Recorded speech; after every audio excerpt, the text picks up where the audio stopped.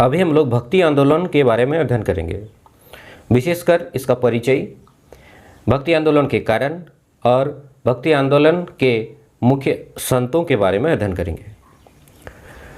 सबसे पहले अगर परिचय देखें भक्ति आंदोलन का, भक्ति आंदोलन के पूर्व समाज में कई दोष आ चुके थे।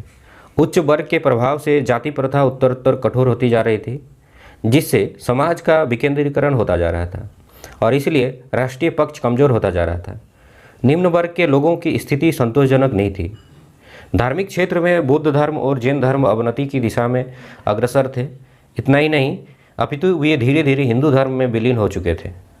महायान जो बौद्ध धर्म की एक ही शाखा थी और जो सुदूर देशों में प्रभुत्वशाली हो रहा था, ब्राह्मण धर्म का ही एक अंग था। भारत में मुस्लिम सत्ता की स्थापना के फलस्वरूप ब्राह्मण वर्ग पुनः प्रभुत्व प्राप्त करता जा रहा था। यूँ कहें तो भक्ति आंदोलन हिंदुओं का सुधारवादी आंदोलन था। इसमें ईश्वर के प्रति असीम भक्ति, ईश्वर की एकता, भाईचारा, सभी धर्मों की समानता तथा जाति व कर्मकांडों की भत्सना का उपदेश दिया गया। भक्ति आंदोलन का आरंभ दक्षिण भारत में 7वीं से 12वीं सदी के बीच हुआ, जिसका उद्देश्य नयनार तथा अलवार संतों के बीच मतभेद को समाप्त करना था। इस आंदोलन के प्रथम प्रचारक शंकराचार्य माने जाते हैं, परंतु उनके अद्वैत तथा माया संबंधी सिद्धांत बहुत जटिल तथा कठोर थे, जिसके फलस्वरूप उसे आम जनता नहीं समझ सकती थी। इस्लाम के भारत में आने के साथ ही भक्ति आंदोलन में तेजी आई। एक शब्द में अगर कहें तो भक्ति आंदोलन हिंदू धर्मों के लिए एक संजीवनी का काम किया, क्योंकि इस पर बहुत सारे धर्म हावी हो रहा था, जो भक्ति आंदोलन आकर के उसको सुधार किया। अब देखेंगे भक्ति आंदोलन के मुख्य कारण क्या है। भक्ति आंदोलन के बहुत सारे कारण थे, जिसमें से कुछ मुख्य कारणों को हम लोग देखेंगे।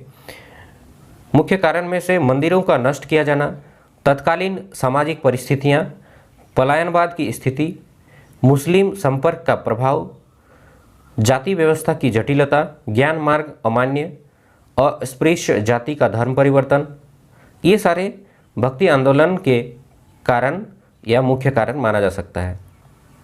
सबसे पहले हम देखेंगे मंदिरों का नष्ट किया जाना। मुस्लिम आक्रांताओं ने बहुसंख्यक मंदिर और धर्म स्थान नष्ट कर दिए थे, इससे मंदिरों और इष्ट देवों की मूर्तियों की कमी के कारण ईश्वर की उपासना के लिए हिंदू जनता को भक्ति मार्ग ग्रहण करना पड़ा। अगला है तत्कालीन सामाजिक परिस्थितियां। उस समय शासक वर्ग लूटे धन के कारण विलासिता में लिप्त था, जिस कारण समाज में आचार विचार के नियमों में शिथिलता उत्पन्न हो गई थी। साथ ही सामाजिक वर्ग विभेद भी उत्पन्न हो गया था। शासक मुस्लिम वर्ग हिंदू शासितों को हैय दृष्टि से देखता था। दूसरी ओर हिंदू भी मुस्लिमों का विधर्मी मानकर उनमें घृणा करते थे। परिणामस्वरूप सामाजिक एकता स्थापित करने हेतु भक्ति आंदोलन का सहारा लिया गया। अगला कारण है पलायनवाद की स्थिति। मुस्लिमों की विजय एवं उनके व्यवहार के कारण हिंदुओं में हीन भावना घर कर गई थी। विद्याधर महाजन के अनुसार हिंदुओं ने उस समय जिस भावना का प्रतिनिधित्व किया, उसे पलायनवाद का नाम दिया जा सकता है। इस समय हिंदुओं ने सांसारिक जीवन में उन्नति का कोई मार्ग न पाकर भक्ति में लीन होकर स्वयं को भूल जाने का प्रयास किया। यह था पलायनवाद की स्थिति। भक्ति आंदोलन का अगला कारण है मुस्लिम संपर्क का प्रभाव। भक्ति आंदोलन के प्रारंभ होने का मुख्य कारण मुस्लिम संपर्क का प्रभाव भी है, परंतु यह बात मात्र आंशिक रूप से ही मानी जा सकती है, क्योंकि इस्लाम धर्म भी विश्व बंधुत्व का संदेश देता है और मूर्ति पूजा का विरोधी भी है। इस्लाम एकेश्वरवाद का कट्टर समर्थक है। कहा जाता है कि भक्ति आंदोलन के संत भी इस सारी बातों को मानते थे। इसी कारण से भक्ति आंदोलन का आरंभ भी इस्लाम के संपर्क का प्रभाव कहा जाता है, लेकिन इस तर्क में कोई बल नहीं है। सत्य बात तो यह है कि हिंदू जाति इन संपूर्ण बातों अर्थात एकेश्वरवाद से पहले से ही परिचित थी। मूर्ति पूजा का प्रचार भारत में प्रारंभिक काल से नहीं माना जाता। वैदिक काल में भारतीय आर्यों का धर्म सादगी से परिपूर्ण था और जाति भेद में उनका कतई विश्वास नहीं था। यह था मुस्लिम संपर्क का प्रभाव। अब आगे देखेंगे भक्ति आंदोलन का कारणों में जाति व्यवस्था की जटिलता। मध्यकाल में भारत में जाति व्यवस्था अत्यंत जटिल बन चुकी थी। निम्न जाति के लोगों का जीवन कष्टमय था। भक्ति मार्ग में वर्ण व्यवस्था और अन्य भेदभावों की कटु आलोचना की। इसी कारण भक्ति मार्ग की सफलता का मार्ग प्रशस्त हुआ। अगला कारण है ज्ञान मार्ग अमान्य। ज्ञान मार्ग से जनसाधारण की रुचि हट गई थी। अब जनसाधारण मोक्ष पाने के लिए किसी सरल, सुबोध और सर्वसुलभ मार्ग की खोज में लगा था, जो उसको भक्ति के रूप में मिला और भक्ति मार्ग का प्रभाव बढ़ने लगा। एक और कारण है, मुख्य कारणों में अस्पृश्य जाति का धर्म परिवर्तन है भक्ति आंदोलन का एक कारण। हिंदुओं की कठोर जाति व्यवस्था से क्षुब्ध होकर बहुसंख्यक अस्पृश्य व्यक्ति इस्लाम धर्म अपनाने लगे। इस बात से घबराकर हिंदू समाज के सुधारकों को जाति के बंधनों को ढीला करना पड़ा और भक्ति मार्ग अस्पृश्यों के लिए मुक्ति का आधार बना। ये थे भक्ति आंदोलन के कुछ मुख्य कारण। अभी हम लोग भक्तिकालीन आंदोलन में भाग लेने वाले या योगदान के संतों के बारे में, संतों और महात्माओं के बारे में अध्ययन करेंगे। ज्ञान, भक्ति और कर्म, इन तीनों साधनों में भक्ति को सबसे सरल और सुगम मार्ग निरूपित किया गया है। इस प्रकार भक्ति की भावना का जो विकास हुआ, उसका इतिहास भक्ति आंदोलन कहलाया। इस आंदोलन का मध्यकालीन भारतीय इतिहास में सबसे अधिक महत्व है, क्योंकि इसने भारतीय जनजीवन तथा उसकी सामाजिक, धार्मिक और सांस्कृतिक व्यवस्थाओं को काफ़ी प्रभावित किया है। भक्ति आंदोलन के प्रधान प्रणेता रामानुज थे और उत्तरी भारत में इसके संस्थापक रामानंद थे। यह आंदोलन तपस्या, तीर्थाटन और मूर्ति पूजा के स्थान पर प्रेम और भक्ति के द्वारा आत्म साक्षरता के आदर्श पर प्रतिपादन कर रहा था।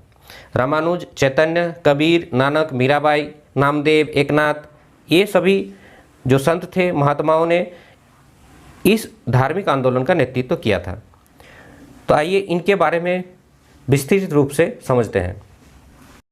रामानुजाचार्य के बारे में अगर बात करें, रामानुजाचार्य का जन्म 1016 ईस्वी में मद्रास में हुआ था। उन्होंने भक्ति आंदोलन का जन्मदाता माना जाता है। इनके पिता श्री केशव भट्ट का स्वर्गवास रामानुजाचार्य की बाल्यावस्था में ही हो गया था। इन्होंने कांची में वेदों का अध्ययन किया तथा इतने पारंगत हो गए कि गुरुओं द्वारा दी गई वेदों की व्यवस्था में भी त्रुटियां निकालने लगे। ज्ञान, भक्ति तथा योग के क्षेत्र में रामानुजाचार्य अद्वितीय थे। अपने उद्देश्यों की प्राप्ति में गृहस्थ जीवन को बाधक समझकर उन्होंने उसका परित्याग कर दिया। आचार्य रामानुज अत्यंत दयालु एवं स्नेहपूर्ण थे। उन्होंने भक्ति का प्रचार करने हेतु संपूर्ण भारत की यात्रा की तथा गीत एवं ब्रह्मसूत्र पर भाष्यों की रचना की। वेदांत सूत्र पर श्री भाष्य की रचना की तथा इनकी संप्रदाय श्री संप्रदाय कहलाता है। इन्होंने मैसूर राज्य के सालग्राम में 12 वर्ष तक वैष्णव धर्म की सेवा की तथा श्रीरंगम में एक मंदिर की नींव रखी। श्री रामानुजाचार्य ने महात्मा पिल्ललोका को अपना उत्तराधिकारी नियुक्त किया। 120 वर्ष की आयु में इनकी मृत्यु हो गई। श्री रामानुजाचार्य का मानना था कि प्रत्येक जीवन में ईश्वरीय अंश विद्यमान है। उनके अनुसार अहंकार को नष्ट करके भगवान की शरण में जाना चाहिए। उनका कहना था भगवान नारायण ही सत्य है, उनकी शक्ति लक्ष्मी चित्त है तथा यह जगत उनके आनंद का विलास है। भगवान लक्ष्मी नारायण जगत के माता पिता और समस्त जीव उनकी संतान है। माता पिता का प्रेम और उनकी कृपा प्राप्त करना ही संतान का धर्म है। वाणी से भगवान नारायण के नाम का ही उच्चारण करना चाहिए और मन, वाणी व शरीर से उनकी सेवा करनी चाहिए।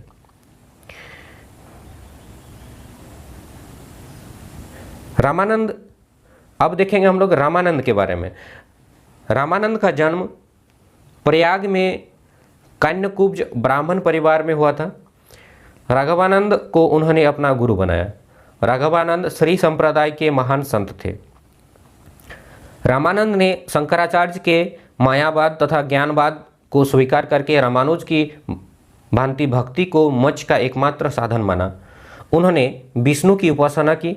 उपासना के स्थान पर एक ऐसे आराध्य देव को चाहते थे जो हिंदू समाज की सभी जातियों को संतुष्ट रख सके।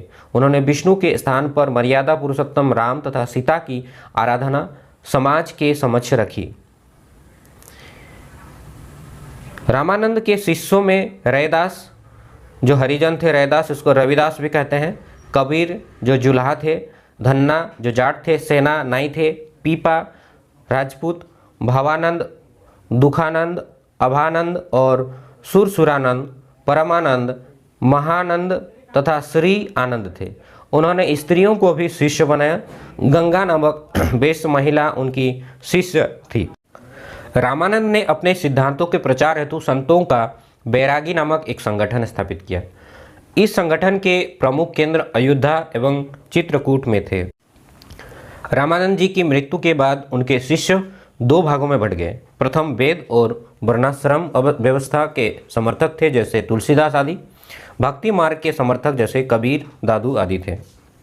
तुलसीदास का अगर बात करें, तुलसीदास के जन्म और जन्म स्थान के बारे में पर्याप्त मतभेद है। कहा जाता है कि मूल नक्षत्र में बालक तुलसी का जन्म होने के कारण उसके पिता आत्माराम दुबे ने उसे अत्यंत निष्ठुरता से त्याग दिया था। इस परित्यक्त बालक को बाबा नरहरिदास ने पाया, गले लगाया और उसका पालन पोषण किया। तुलसीदास जी का जन्म ऐसी परिस्थितियों में हुआ जब भारतीय जनमानस राजनीतिक उद्वेलन और मुस्लिम आक्रांताओं के दमन और अत्याचारों से विकल था। इस महापुरुष का जन्म संकुल विश्व की विषमताओं का निराकरण करने तथा संतप्त हृदयों को अपनी पीयूषमयी वाणी से आह्लादित करने के लिए हुआ। तुलसी ने राम में सद्गुणों को समन्वित करके राम की उपासना की और अपनी सशक्त लेखनी के माध्यम से सामान्य जनता को राम का अनुगमन करने के लिए अनुप्राणित किया। निम्बिकाचार्य का जन्म चेन्नई, मद्रास प्रांत के बेलारी जिले के निम्बापुर नामक ग्राम में हुआ था। उन्होंने द्वैतवाद तथा अद्वैतवाद के मध्य मार्ग का अनुसरण किया। निम्बिकाचार्य को सनकादिक संप्रदाय का प्रवर्तक माना जाता है। उनके दार्शनिक सिद्धांत के अनुसार ब्रह्म और जीव में अल्प रूपेण संबंध है। उनका कहना था कि सृष्टि ब्रह्म का उपादान है और जगत ब्रह्म का अंश है, जो प्रलयोपरांत पुनः ब्रह्म में विलीन हो जाएगा। जीव और ब्रह्म की भिन्नता ऐसी है कि मुक्ति पाने के बाद भी जीव ही रहता है, ब्रह्म में विलीन नहीं होता, तथापि उसमें अभिन्नता दिखता है। भक्ति आंदोलन के महान संत वल्लभाचार्य का अगर बात करें, इनका जन्म 1469 में तेलंग वंश में प्रयाग जिले में हुआ और ऐसा माना जाता है कि बाल्यकाल में ही उन्होंने चारों वेदों, छंदों, शास्त्रों और 18 पुराणों पर अपना अधिकार कर लिया था। तेलंगाना में वल्लभाचार्य ने शैव मत के विरुद्ध वैष्णव मत का प्रचार किया और उनको इसमें अभूतपूर्व सफलता मिली। वल्लभाचार्य के महान उपदेशों के परिणाम स्वरूप ही वल्लभ संप्रदाय 18वीं और 19वीं सदी में फ्राइच्य का विषयाक्त संप्रदाय बन गया। वल्लभाचार्य ने श्री कृष्ण की बाल लीला को उपासना का आधार बनाया। उनके शुद्धाद्वैत के मतानुसार ब्रह्म त्रिगुणी है, अर्थात सत जोड़ चित्त जोड़ आनंद, सच्चिदानंद। जीव में आनंद के अलावा सत और चित्त भी अवशिष्ट है। उन्होंने मुक्ति के दो साधन सुझाए, पहला ज्ञान और साधना तथा दूसरा ईश्वर का अनुग्रह या पुष्टि। संत नामदेव के बारे में अगर थोड़ा जानकारी प्राप्त करें, महाराष्ट्र को भक्तिकालीन पुण्य सलीला से स्नान कराने का श्रेय सर्वप्रथम संत नामदेव को है। उनका जन्म 1426 में हुआ था। वे जाति पंथी के कट्टर विरोधी थे नामदेव। भक्ति आंदोलन के एक महान संत चैतन्य महाप्रभु ने ब्रह्म संप्रदाय में दीक्षा ली थी। इनका जन्म 1486 में बंगाल प्रदेश के नदिया नामक स्थान पर श्रेष्ठ ब्राह्मण कुल में हुआ था। उन्होंने वसुदेव कुटुंबकम का व्यापक संदेश दिया। उनकी शिक्षा गंगादास के निर्देश में हुई। न्याय शास्त्र और व्याकरण शास्त्र में वे दक्ष थे। उनमें अद्वितीय प्रतिभा थी। 25 वर्ष की अवस्था में उन्होंने वैराग्य धारण कर लिया।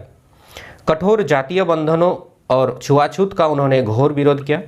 सौहार्दता, दया और बंधुता का उन्होंने अनुपम संदेश दिया। उनका ऐसा विचार था कि कृष्ण ही परम ब्रह्म है और समस्त प्राणी राधा और गोपियां हैं। वे कृष्ण की प्रेममयी भक्ति, नृत्य और कीर्तन द्वारा विभोर और कृष्णमय हो जाते थे। चैतन्य का यह विश्वास था कि कृष्ण की उपासना से जीवात्मा मुक्त होकर कृष्ण रूपी ब्रह्म में विलय हो जाती है।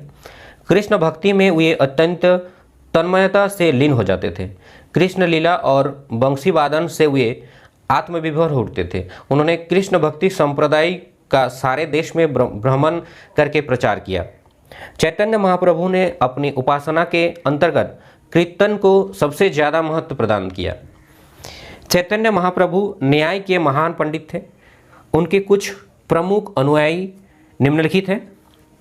पहला है श्री नित्यानंद प्रभु, रूप गोस्वामी, गोपाल भट्ट, रघुनाथ दास, रघुनाथ भट्ट, श्री अद्वैत प्रभु, श्री जीव गोस्वामी, राय रामानंद, नरहरि सरकार ठाकुर, श्री सनातन गोस्वामी और हरिदास साधु चैतन्य महाप्रभु के अनुयायी रहे।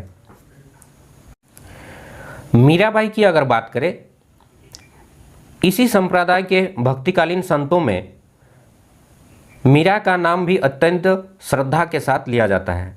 इनका जन्म सन 1498 में मेड़ता जिले के कुदकी ग्राम में हुआ। इनके पिता का नाम रतन सिंह राठौर था और पति का नाम भोजराज था। मीरा को प्रारंभ से ही कवि हृदय मिला था और बाल्यकाल से ही वे कृष्ण के प्रति अनुरक्त थे।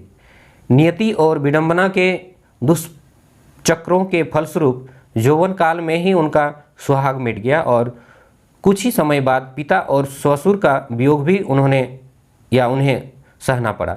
फलतः इस क्षण भंगुर विश्व के प्रति उसमें वितराग की भावना आती गई और निरंतर कृष्ण के प्रति उसकी अनुरक्ति बढ़ती गई।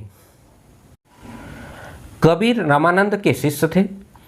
अपने गुरु की तरह वे भी राम के उपासक थे, पर उनके राम धनुर्धारी सीतापति राम न होकर ब्रह्म के पर्याप्त मात्र थे।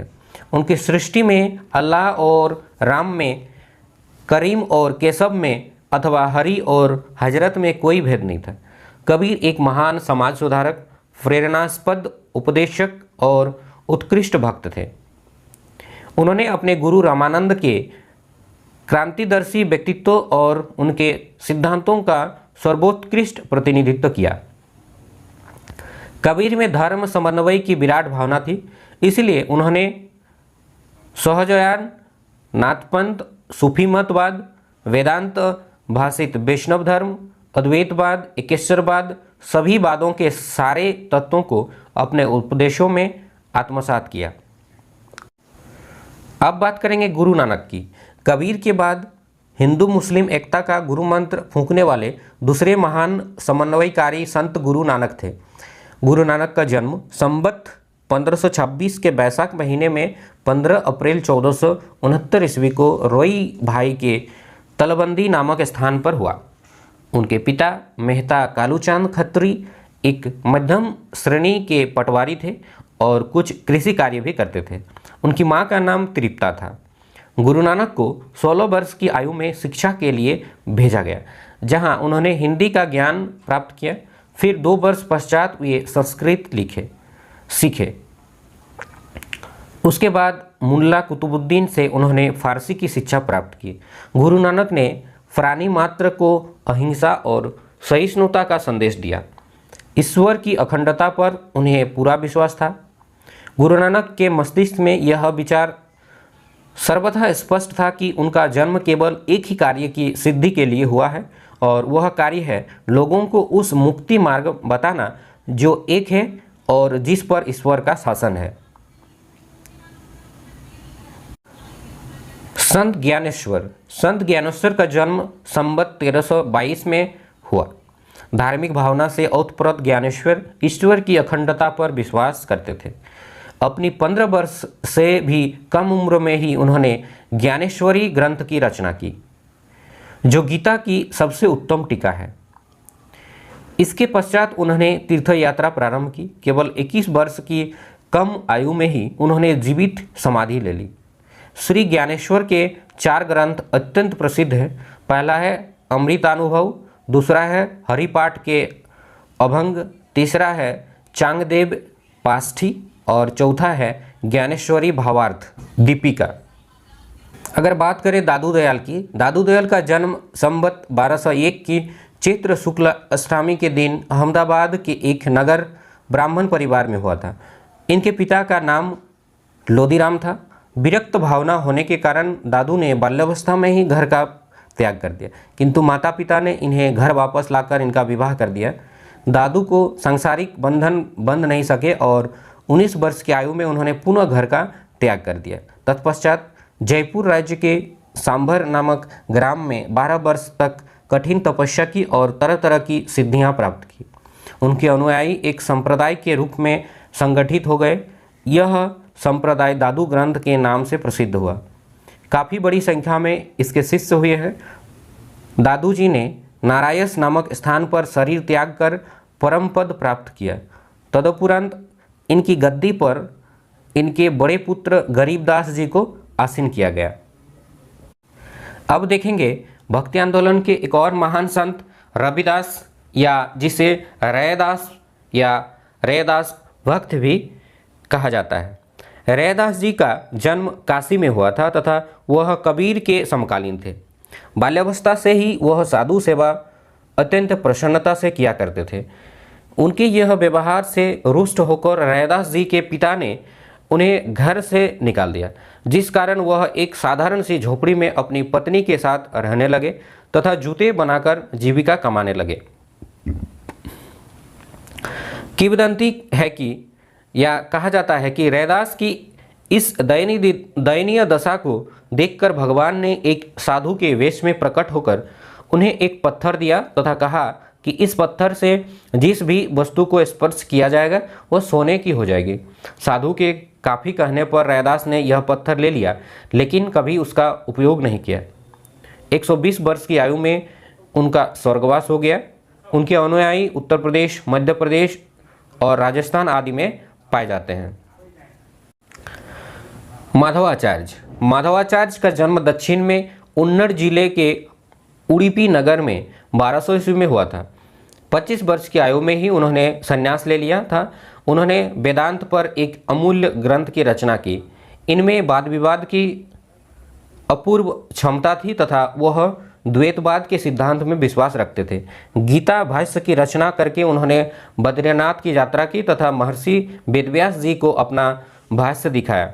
उन्होंने इन्हें विभिन्न प्रकार की योग की सिद्धि प्राप्त की तथा विभिन्न स्थलों पर मूर्तियों की स्थापना की। माधवाचार्य का विश्वास था कि ईश्वर ही सर्वश्रेष्ठ है तथा विचार, स्तवन, श्रवण एवं ध्यान से बढ़कर संसार में कुछ नहीं है। अतः सांसारिक झंझटों में अपना समय व्यर्थ ही नष्ट नहीं करना चाहिए। भगवान का स्मरण करने से ही मोक्ष की प्राप्ति होती है।